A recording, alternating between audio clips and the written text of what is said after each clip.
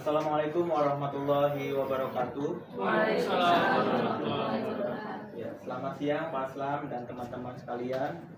Kami dari kelompok 5 ingin mempresentasikan tentang materi rancangan pembelajaran dalam UBD dalam kategori evaluasi. Ya. Di sini anggota kelompoknya dengan saya sendiri Muhammad Fikri Haikal. Saya Siti Sofiawati, saya Nadia Yuli Ismawarti. Ya, siap. Baik, selanjutnya kita lanjut ke pembahasan materi. Di sini ada understanding by design. Dalam kegiatan pembelajarannya, rancangan pembelajaran UBD menggunakan desain where to, where and why, who and hold, equip, rethink, and revise, evaluate, tailor, dan organize dalam Setiawati dan Setiani 2023. Lalu selanjutnya, evaluasi ini adalah membangun peluang bagi peserta didik untuk dapat mengevaluasi kemajuan dan menilai diri sendiri. Peserta didik harus diizinkan untuk mengevaluasi pekerjaannya yang telah dilakukan di dalam kelas melalui penilaian diri yang diberikan melalui rubrik. Di sini ada pengertian penilaian diri, yaitu suatu teknik penilaian di mana peserta didik diminta untuk menilai dirinya sendiri yang berkaitan dengan status, proses, dan tingkat pencapaian kompetensi yang dipelajarinya. Teknik penilaian diri dapat digunakan untuk mengukur kompetensi kognitif, afektif, dan psikomotor.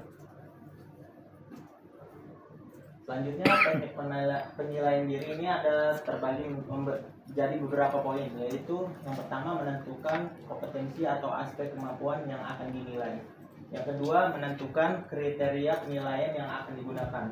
Yang ketiga, merumuskan format penilaian dapat berupa pedoman penskoran, daftar tanda cek, atau skala penilaian. Yang keempat, meminta peserta didik untuk dapat melakukan penilaian kepada dirinya sendiri. Yang kelima, guru mengkaji sampel hasil penilaian secara acak dengan mendorong peserta didik supaya senantiasa melakukan penilaian diri secara cermat dan objektif. Yang terakhir, menyampaikan umpan balik kepada peserta didik berdasarkan hasil kajian terhadap sampel hasil penilaian yang diambil secara acak. Baik, selanjutnya dijelaskan oleh kelompok saya. Yang selanjutnya yaitu keuntungan penggunaan penilaian diri di kelas. Yang pertama, dapat menumbuhkan rasa percaya diri karena mereka akan diberi kepercayaan untuk menilai diri mereka sendiri. Yang kedua, peserta didik itu menyadari kekuatan dan kelemahan dirinya karena ketika mereka melakukan penilaian harus introspeksi terhadap kekuatan dan kekurangan. Yang ketiga yaitu dapat mendorong, membiasakan, melatih peserta didik untuk berbuat jujur karena kalau mengisi penilaian diri mereka harus jujur. Proses penilaian diri itu melibatkan langkah-langkah sebagai berikut. Yang pertama, komunikasi tujuan. Guru menyampaikan tujuan penilaian diri, lalu mendistribusikan lembar penilaian diri kepada siswa. Yang selanjutnya, guru itu memberikan panduan bagaimana cara mengisi penilaian diri tersebut. Yang kedua yaitu evaluasi pencapaian tujuan pembelajaran. Guru menggunakan hasil lembar penilaian diri sebagai alat evaluasi apakah siswa itu sudah mencapai tujuan pembelajaran. Nah, data ini menjadi dasar untuk mengevaluasi sejauh mana tujuan pembelajaran telah tercapai dan untuk melakukan perbaikan. Yang ketiga yaitu refleksi emosional dan semangat belajar. Guru menganalisis hasil dari lembar refleksi sebagai gambaran tingkat emosi siswa dan semangat belajarnya terhadap metode pembelajaran yang diterapkan. Nah, informasi ini membantu guru untuk memahami bagaimana respon siswa dan semangat mereka sehingga dapat membimbing sesuai dengan pendekatan pembelajaran. Lalu untuk poin yang pertama, bagaimana caranya membimbing peserta didik dalam penilaian diri, evaluasi diri, dan penyesuaian. Membimbing peserta didik dalam penilaian, evaluasi, dan penyesuaian adalah proses kunci untuk mengembangkan pemahaman diri dan meningkatkan keterampilan refleksi. Nah, dalam pendekatan ini, guru itu perlu menerapkan pendekatan positif dan proaktif, mengajarkan peserta didik itu melihat penilaian diri sebagai peluang belajar, bukan hukuman. Nah, umpan balik yang konstruktif, yang fokus pada kekuatan dan kelemahan siswa tadi memberikan wawasan tentang area yang dapat ditingkatkan, kekuatannya apa, kelemahannya apa. Nah itu yang jadi fokus guru, jadi gimana cara meningkatkannya. Terus sarana untuk membantu peserta didik mencapai tujuan melibatkan penetapan tujuan spesifik, pemantauan kemajuan secara teratur, dan pengembangan keterampilan evaluasi diri, fasilitasi diskusi kelompok, umpan balik sementara yang konstruktif, dan penekanan pada penyesuaian berkelanjutan menjadi kunci dalam pendekatan ini. Nah, selain itu, fokus pada pertumbuhan pribadi di lingkungan yang mendukung dapat diperkuat dengan melibatkan orang tua dalam proses evaluasi dan penyesuaian. Selanjutnya, bagaimana peserta didik akan terlibat dalam evaluasi diri akhir untuk mengidentifikasi diri, menetapkan tujuan masa depan, dan memiliki semangat belajar. Nah, mengajarkan kepada peserta didik bagaimana mengevaluasi diri secara sadar sangatlah penting, seperti yang ditunjukkan oleh Krista, bahwa sangat penting bagi peserta didik untuk mengembangkan kejelasan tentang apa yang mereka inginkan agar dapat mengevaluasi diri secara efektif. Pengembangan keinginan yang kuat memberikan motivasi yang dibutuhkan peserta didik untuk mempertahankan upaya mereka dari waktu ke waktu. Peserta didik akan terlibat dalam evaluasi diri untuk mengidentifikasi diri, menetapkan tujuan masa depan, dan memiliki semangat belajar apabila kita memberikan pengertian tentang tujuan dan manfaat evaluasi diri, sehingga mereka menyadari bahwa dengan melakukan evaluasi mereka akan mengetahui kemampuan perkembangan grafik belajarnya. Apakah ada kemajuan atau tidak? Ataukah semakin menurun? Apakah ia naik kelas? Atau lulus dalam ujian ataupun tidak? Dengan mengetahui tujuannya, mereka akan merasa perlu untuk melakukan evaluasi diri karena hal itu menguntungkan untuk diri mereka.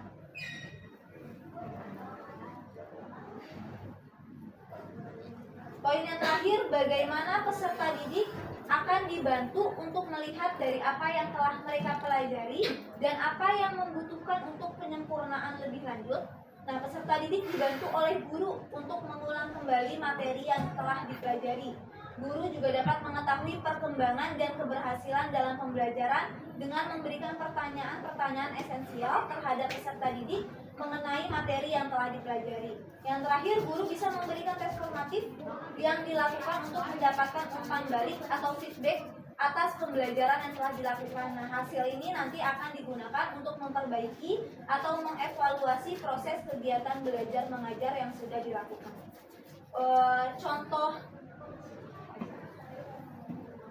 Contoh bentuk penilaian diri seperti ini biasanya dilakukan menggunakan rubrik.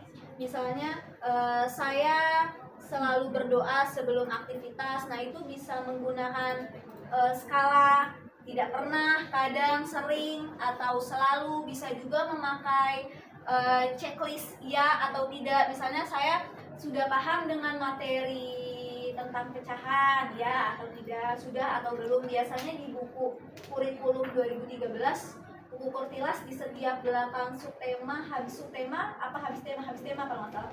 Setiap habis tema ada kolom checklist untuk penilaian diri. Ya. Jadi menurut kelompok kami yang sudah dijelaskan, yaitu evaluasi dan penilaian diri ini berguna untuk peserta didik, untuk mengukur kemampuan peserta didik dan memahami sejauh mana kemampuan peserta didik dalam pembelajaran, dan serta meningkatkan kemampuan peserta didik dalam proses pembelajaran. Baik, itu saja yang bisa saya sampaikan dan teman-teman saya. Jika ada yang mau menambahkan atau bertanya, dipersilakan.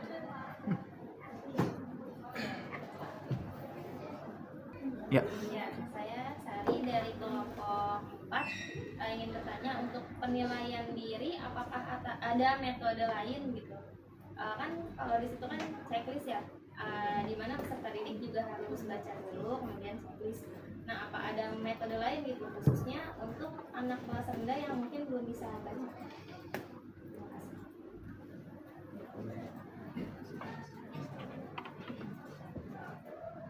Baik, saya izin menjawab dari pertanyaan siapa, Kak Sari.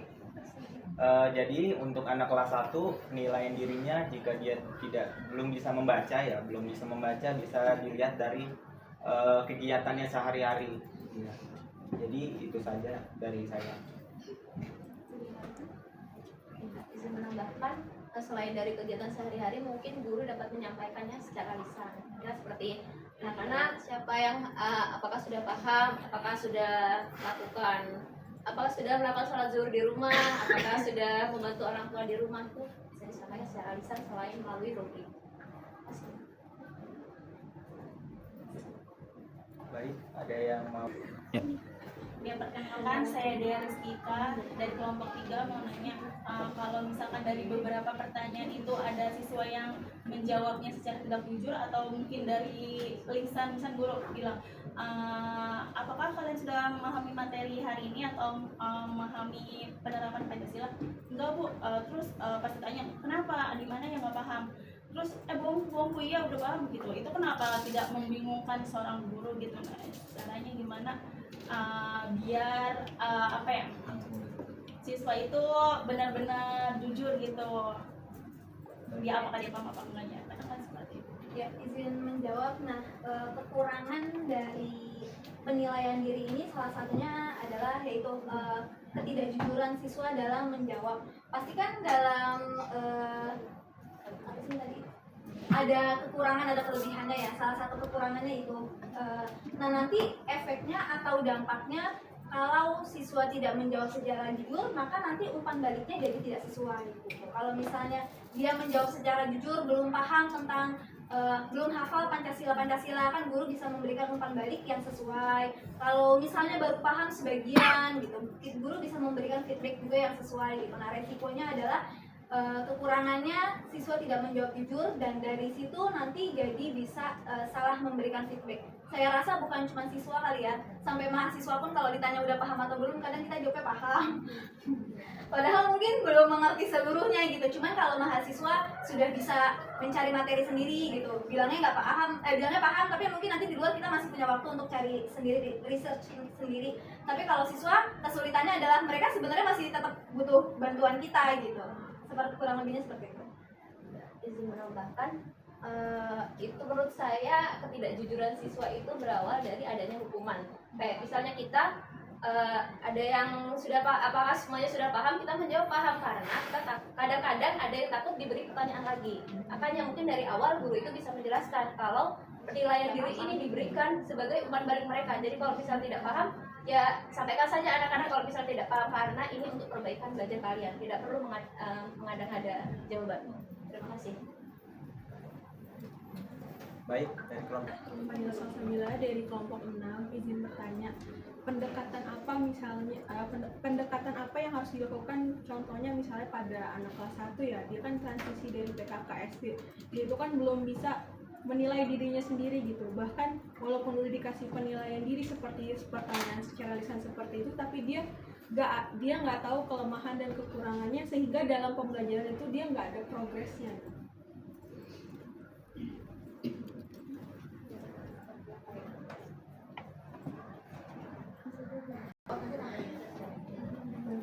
Izin menjawab dari pertanyaannya kelompok 6. Pendekatan apa? Kalau kelas 1 memang belum bisa melakukan penilaian diri secara mandiri seperti misalnya rubrik checklist seperti ini itu mungkin belum bisa. Tapi kan tadi bisa tanya jawab secara langsung oleh guru. Terus kalau memang ternyata ditanya langsung, tanya jawab secara face to face gitu ya, itu siswa masih ada rasa takut, ya berarti kita belum melakukan pendekatan diri yang secara efektif sama anak-anak kelas 1 tersebut gitu, sama siswa tersebut. Terus oh ya, bisa dilihat juga dari aktivitas belajar mereka sehari-hari. Sebenarnya kalau menurut saya pribadi ya, kalau misalnya kita megang siswa gitu, jadi guru kelas ya gitu, sebenarnya kita paham, kita tahu kok mana siswa yang beneran sudah paham dengan siswa yang sebenarnya belum terlalu paham gitu sebenarnya. Kalau menurut saya ya, kalau memang nanti kita memegang kelas secara utuh, secara full sebagai wali kelas, karena kalau misalnya hanya guru praktik kan mungkin kita masuk kelas ini gitu ya, tidak memegang secara utuh. Tapi kalau misalnya nanti jadi wali kelas secara utuh, full memegang mereka dari awal masuk, day by day gitu kan, hari per hari, itu kita bisa tahu mana siswa yang sebenarnya paham, mana yang tidak, dan kita bisa meyakinkan lagi yaitu dengan kegiatan sehari-harinya, penilaian sehari-harinya, bisa juga mungkin dengan tes tertulis gitu kan, bisa juga dilihat dengan rubrik seperti itu. Tambahin? Ya. Baik, saya Gina Rizka dari kelompok 7, izin bertanya.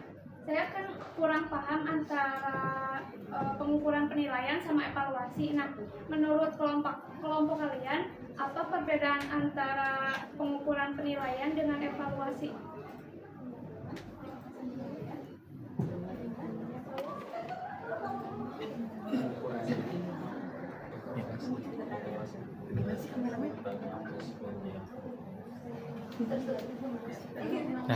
Izin menjawab dari pertanyaan dari kelompok 1, kelompok 7, ya. Jadi perbedaan antara penilaian diri dengan evaluasi itu kalau menurut kelompok kami itu sama-sama ya. Jadi penilaian diri itu dan evaluasi sama-sama menilai peserta didik, baik itu dalam kegiatan sehari-harinya ataupun melalui rubrik penilaian.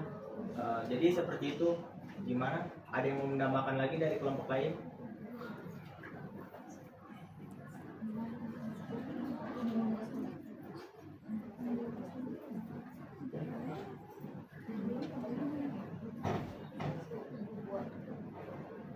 Izin mau menambahkan, mungkin dari segi fokus waktunya ya. Jadi kalau penilaian lebih terfokus pada pengumpulan data untuk menilai pencapaian siswa pada titik waktu tertentu, misalnya pada ujian akhir semester. Nah, kalau evaluasi itu melibatkan penilaian sepanjang waktu. Jadi seringkali mencakup data dari berbagai sumber dan periode waktu itunya lebih panjang. Evaluasi formatif, penilaian, pengukuran penilaian sumatif. Formatif.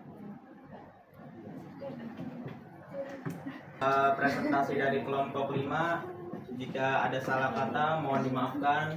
Wassalamualaikum warahmatullahi wabarakatuh. Waalaikumsalam warahmatullahi wabarakatuh.